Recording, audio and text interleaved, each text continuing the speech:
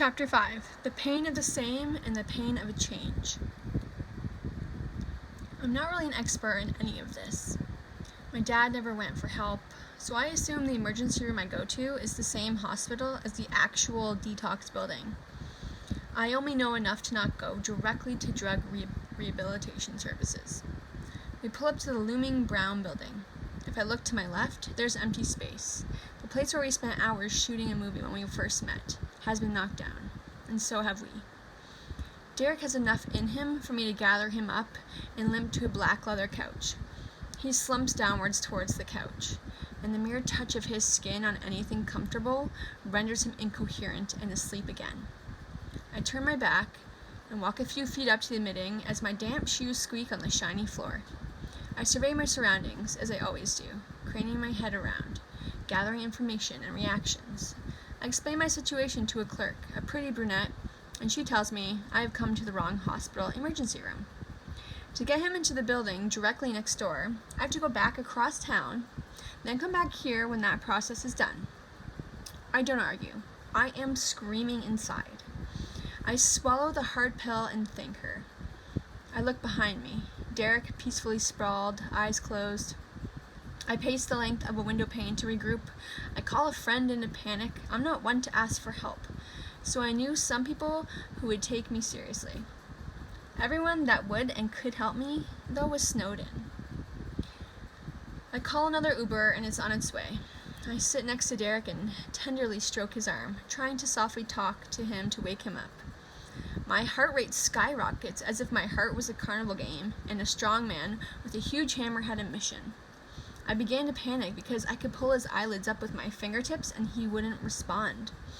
Otherwise, his eyes would flutter and eyeballs roll into the back of his head. He was speechless, pupilless, unresponsive. I again look around the room, and everyone was watching me out of the corners of their eye, like a plot twist to their own day. I can feel their bated breath enclosing us in our own inescapable snow globe, their glares darting in and out of their preferred distraction and then right back to us. The woman I spoke to comes from behind the counter as the Uber driver pulls up. She asks if I want someone to help carry him. Yes, please, if you can. She gets a security guard, and I learn that no one in the hospital will help me carry him. They offer me a wheelchair. The Uber driver is probably standing there wondering why I didn't get an ambulance at this point. I do feel silly for not realizing this is where he was before I had called, as I pace through the building. However, he is still cheaper than an ambulance bill, the poor fella. Driving in a storm to greet this hot mess, I am having a day. And now I've invited him along for it. I just have to get him in and out of the chair a few times, which breaks up the goal, my inner thoughts giving me a pep talk. I try and struggle with his monolithic limbs. Once or twice more, then I tighten my core, squeeze my whole body tight, and put him into the chair. Thank you, deadlifting at the gym. As I wheel him, his head hangs to his chest, his feet drag on the floor, there are no footrests, bump. I try again to push forward, bump, bump. The carpet under us starts to drag along us, with us increasing the weight. I push. The staff shout to maybe turn the chair around backwards so I don't drag the rug with me, as I already have. I try it and it works, but it's just one more thing to make this the spectacle, the highest rated show at the ER that day. I look at the small driver and just say, I'm so sorry, I will tip you. He helps me get Derek into the backseat as we rearrange his feet to fit vertically, like a human Jenga block. The driver is worried he is dead or going to die. I ponder that for a bit too, but I just think he is really stupidly so drunk he is almost in a coma. It's dead silence again with the tires treading snow, the radio a soft murmur of ads and bass and top 40 tunes. Derek's breathing is so shallow that it's barely existent. I cut my hand over his hot chest to feel his heart's faint flutter like overworked butterfly wings. We pull up to the entrance of the correct ER. At the further away hospital, again, I give myself a pep talk mentally. I just have to get him into a chair one more time. I run inside and hurriedly collect a chair.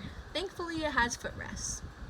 The cab driver is a bit pushier with me and trying to help, bless him. I let him help hold the weight up of Derek for me, but the chair is on too much of an angle, too picky. I muster up my dwindling strength and grip him on my own and eventually get him situated. He stirs and wakes up a bit once upright, but incoherent still. I gently guide his feet to meet the rest and almost gag at how bad his shoes reek as I come up for chilled air.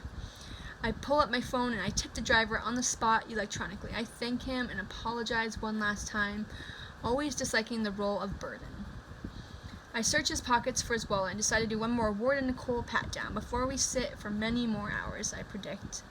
I would hate to have him finding a way to stay like this when I am trying to help him go in the opposite direction. I stick my hand in his blue sweater hood for good measure and fish around like I'm picking a winning ticket out of a bowl. My lucky day. Winning a small whiskey bottle 3/4 down.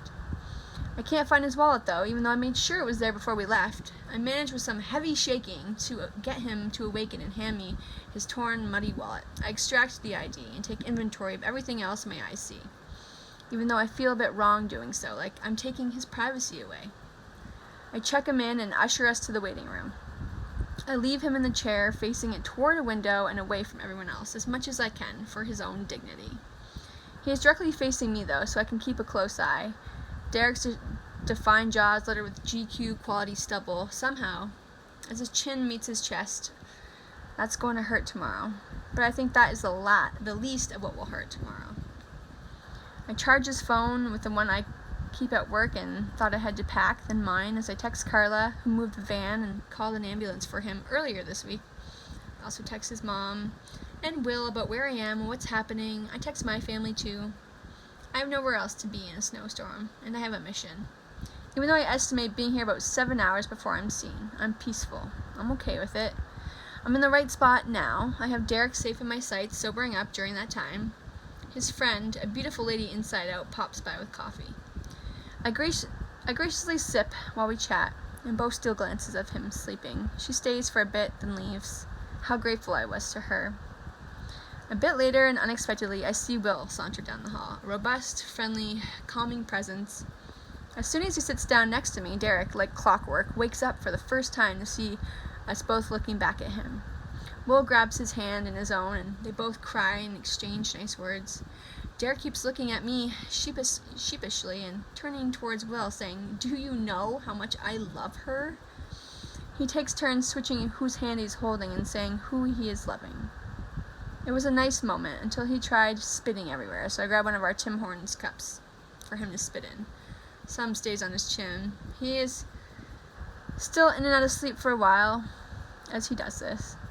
As Will and I chat some more, he awakens and he does a whole Shakespearean monologue. He is born for the stage, and the ER is but a platform to perform, he decides. He is projecting decently well, looking around and engaging onlookers as audience.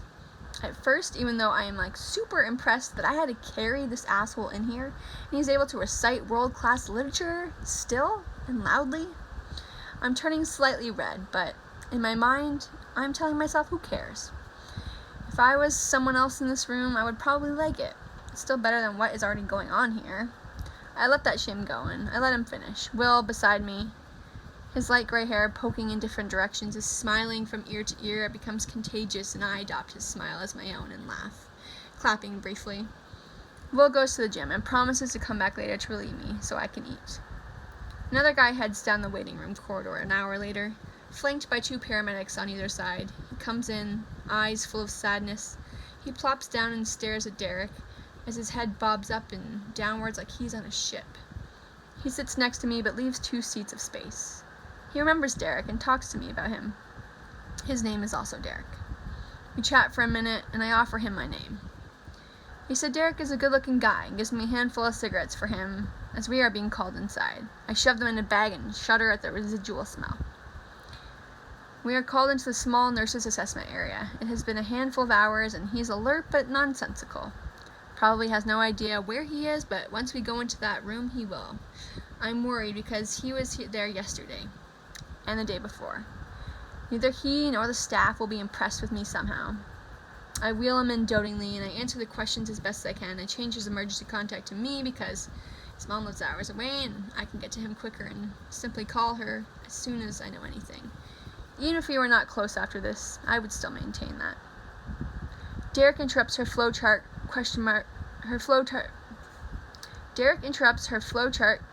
checkmark questions. asking me to make out with him a few times. I have a good sense of humor because between his wheelchair, her chair, the equipment, 2 other chairs, and him now moving around like a restless zombie who wants to make out, I'm constantly having to move things and myself around to what she has to do like a sardine can dance. We change him into a blue gown over his jeans while he fights me a bit. She asks me what he drinks. Beer, he says proudly.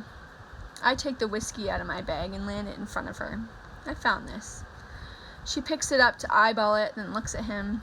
She tells me her dad is an alcoholic and sympathizes. What an ugly disease it can be. Derek agrees, and my heart aches for him, seeing him like this, so far from the guy I met that fateful winter day. We were both so different, though, then and now.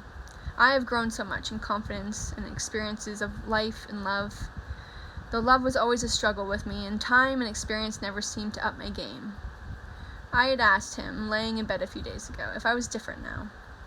He kept into saying yes, agreeing, but in a good way. I didn't need him to tell me this, I just wanted to know how apparent it was, that it wasn't something I was making up.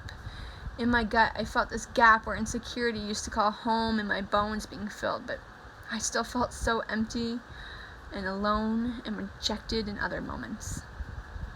Another ER nurse poked her head in and derailed my memory train. Her eyes went wide with annoyance. This one again? He has been in here twice already, Shannon, as if to say, don't waste your breath. If only I could shoot lasers from my eyes to make her heart to explode, to make her feel the way she made me feel in that moment. My plan. And she is shooting it down, just like everyone else around me all day. I've seen this man shine, though. And when he shows his light, it is like that of the sun.